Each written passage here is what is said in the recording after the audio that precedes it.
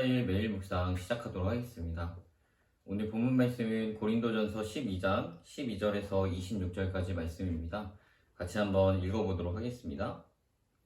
몸은 하나인데 많은 지체가 있고 몸에 지체가 많으나 한 몸인과 같이 그리스도도 그러하니라. 우리가 유대인이나 헬라인이나 종이나 자유인이나 다 한 성령으로 세례를 받아 한 몸이 되었고 또 다 한 성령을 마시게 하셨느니라.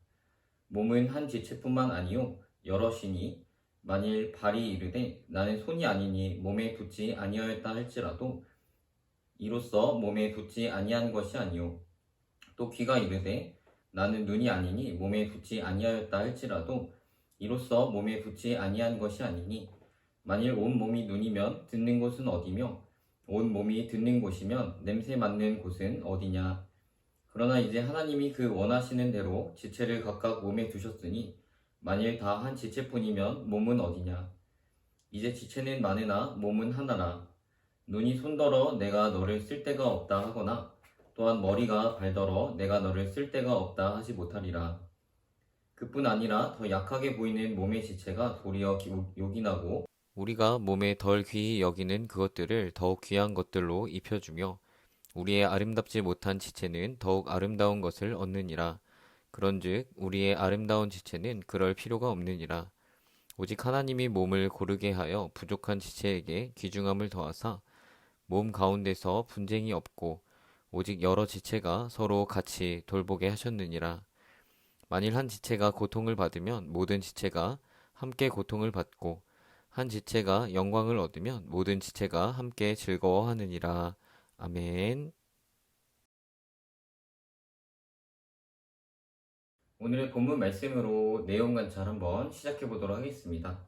오늘 본문의 말씀인 12절에서 26절의 말씀으로 내용 단락별로 한번 나누어 보고 내용 요약도 해보고 그래서 본문을 더 자세하게 한번 파악해 보고 각 단락별로 주제별로 제목도 한번 붙여봐서 한눈에 잘 파악할 수 있게 한번 내용을 자세하게 한번 관찰해 보도록 하겠습니다.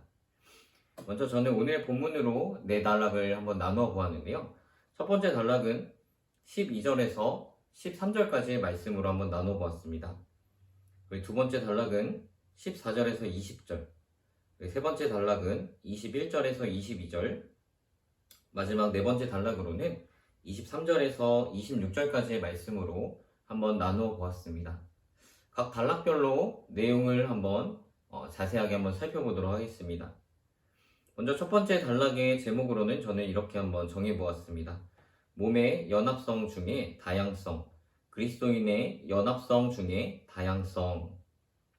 한번 어떤 내용인지 자세히 한번 읽어보도록 하면은 우리의 몸을 생각해 보십시오.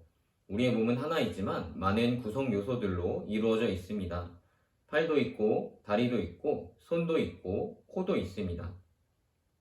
하지만 이러한 서로 다른 우리 몸의 구성 요소들이 하나의 몸을 이룹니다. 이처럼 인종이 다르든 신분과 계급이 다르든 한 성령으로 세례를 받은 우리는 한 몸입니다. 두 번째 단락을 한번 살펴보면 제목으로는 저는 이렇게 한번 정해봤습니다. 몸의 각 지체의 다양성.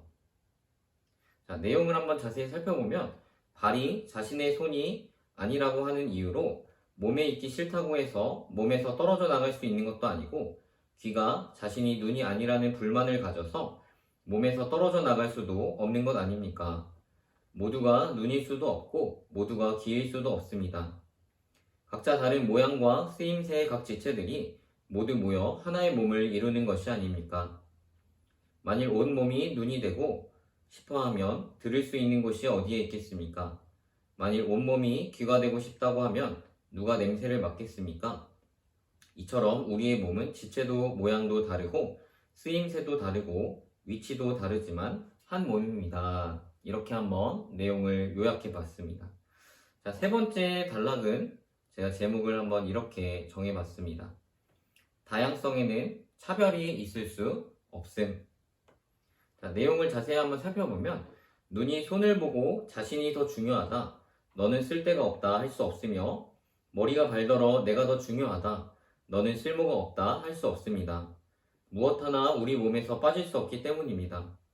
그뿐 아니라 우리 몸에서 어디에 있는지도 모르고 무슨 기능을 하는지도 모르는 부분이 우리 몸에서 드러나는 어떤 지체보다 훨씬 중요할 때가 많이 있습니다. 자, 네 번째 단락의 제목은 이렇게 한번 정해봤습니다. 몸의 다양성 중에서 보이는 연합성. 자, 내용을 자세히 한번 살펴보면 우리가 몸의 구성 요소 중에서 수치스럽다고 느끼거나 부끄럽다고 느끼는 부분들은 옷으로 여러 차례 감싸서 더욱 귀하게 보호하기도 하고, 우리가 몸에서 아름답다고 느끼지 못하는 부분들은 어떻게든 아름답게 꾸미고자 합니다. 하지만 이미 아름다운 우리 몸의 지체는 그렇게 옷을 감싸서 보호하거나 아름답게 굳이 치장할 필요는 없습니다. 하나님께서는 이렇게 우리의 몸에서 귀하고 천한 것이 없이 균형이 잘 잡히도록 하셨습니다. 이처럼 하나님께서는 우리의 몸에 각기 다른 가치와 역할과 모양과 위치 속에서 서로 장점과 단점을 돌아보며 서로 살펴보게 하셨습니다. 게다가 우리 몸의 한 부분이 고통을 받으면 그 고통은 온 몸의 각 지체에게 전달됩니다. 반대로 우리 몸의 한 지체가 영광을 얻으면 온 몸의 지체가 영광을 받습니다. 이렇게 한번 내용 단락을 구분해보고 오늘 본문의 말씀을 한번 파악해 봤는데요. 이렇게 내용 관찰한 내용을 토대로 한번 느낀 점과 결단과 적용까지 한번 나가보도록 하겠습니다. 고린도 교회에는 유대교 출신 그리스도인들도 있었고, 또한 사회적으로 부유하고 영향력 있는 사람들도 있었지만 대다수는 하층 노예 출신 이방인들로 구성이 되어 있었던 것 같습니다. 이러한 고린도 교회는 유대인과 이방인, 귀족과 노예의 계층 간의 위화감을 결국 복음으로 잘 극복하지 못했던 것을 우리는 앞선 11장 큐티 말씀을 계속하며 살펴보았습니다. 평생을 주인과 노예로 살아왔습니다. 이러한 계층 간의 위화감을 복음으로도 허물 수가 없었던 것입니다. 누구는 주의 만찬 자리에서 배가 터질 정도로 술에 취할 정도로 먹고 마셨고, 누구는 허기진 배를 움켜쥐고 그렇게 먹고 마시는 것을 바라보고만 있어야 했습니다. 오늘날의 시선으로 보면 이해가 안 갈 수도 있지만 그 당시 고린도 교회 사람들은 평생 그렇게 살아온 사람들이었습니다. 당연히 주인들이, 귀족들이 먹고 마시는 자리에 노예들은 낄 수 없었던 것입니다. 이해할 수가 없다고요? 아닙니다. 우리도 비슷할 것입니다. 만약에 직장인이라고 한다면은 굉장히 이제 공감을 할 수 있을 건데, 만약 회사 부장님과 같은 교회를 다니게 되었다고 생각을 해봤으면 좋겠습니다. 물론 좋은 점도 굉장히 많이 있겠지만 글쎄요, 여러모로 불편한 점도 굉장히 많이 있을 것입니다. 그리고 아마도 회사 내에서의 수직적 관계가 교회에 온다고 갑자기 수평적 관계로 잘 바뀌지도 않을 것입니다. 고린도교회 성도들도 마찬가지였던 것입니다. 애초에 여러 문제들을 일으킬 불안 요소들을 가지고 출발하고 있었던 것입니다. 물론 고린도 교회는 좋은 모습들도 굉장히 많이 보여주었던 교회입니다. 기부금을 모으는 데 있어서 회계를 따로 두지 않아도 그 누구도 그 기부금에 손을 대는 사람이 없었던 그러한 좋은 모습들을 많이 보여주었던 교회였습니다. 하지만 평생을 살아온 방식을 깨기에는 너무나도 어려웠던 것입니다. 바울은 심지어는 성령의 은사들에 대해서도 존귀한 은사, 그렇지 못한 은사로 계층 구분을 하여 존귀한 은사를 받은 사람은 교회에서 존귀한 자로 여겨졌으며, 그렇지 못한 눈에 띄는 특별하지 않은 은사를 받은 사람은 교회에서 존귀하지 못한 자로 여겨지고 있었던 고린도 교회 성도들을 향해서 몸의 비유를 통해서 우리 성도는 주님의 몸된 한 몸된 교회임을 설명하고 있는 것을 오늘 본문 말씀을 통해서 볼 수가 있습니다. 몸은 하나의 연합 속에 다양성이 존재합니다. 한 몸 안에 손도 있고 발도 있고 팔도 있습니다. 교회도 마찬가지인 것입니다. 주님의 몸된 교회는 한 몸입니다. 13절 말씀에서 말씀하시듯이 한 성령으로 세례를 받은 우리는 한 몸이다 라고 말씀하시는 것입니다. 그리고 그런 한 몸인 교회 내에는 우리의 몸과 같이 다양성이 존재하는 것입니다. 그리고 그 다양성 속에서 모든 기관들, 모든 지체들이 그 기관만의 특별한 기능을, 주요한 기능을 하는 것입니다. 우리 몸에서 발가락이 필요 없다고 할 수 없고, 우리 몸에서 모든 기관과 지체가 눈이 될 수도 없는 노릇입니다. 하나님께서 가장 아름답게 각기 다른 지체가 모여서 서로 다른 지체가 모여 하나의 몸, 하나의 교회를 이루게 하셨다라는 말씀의 진리를 오늘 본문 말씀에서 말씀하시고 있는 것입니다. 하나님께서는 우리를 주님의 몸된 교회, 세강교회 청년부 공동체로 주님의 몸된 교회 공동체로 우리를 부르셨습니다. 하나님의 형상으로 지음받은 존귀한 우리 모든 청년 한 사람 한 사람 주님의 몸된 교회로 부르신 것입니다.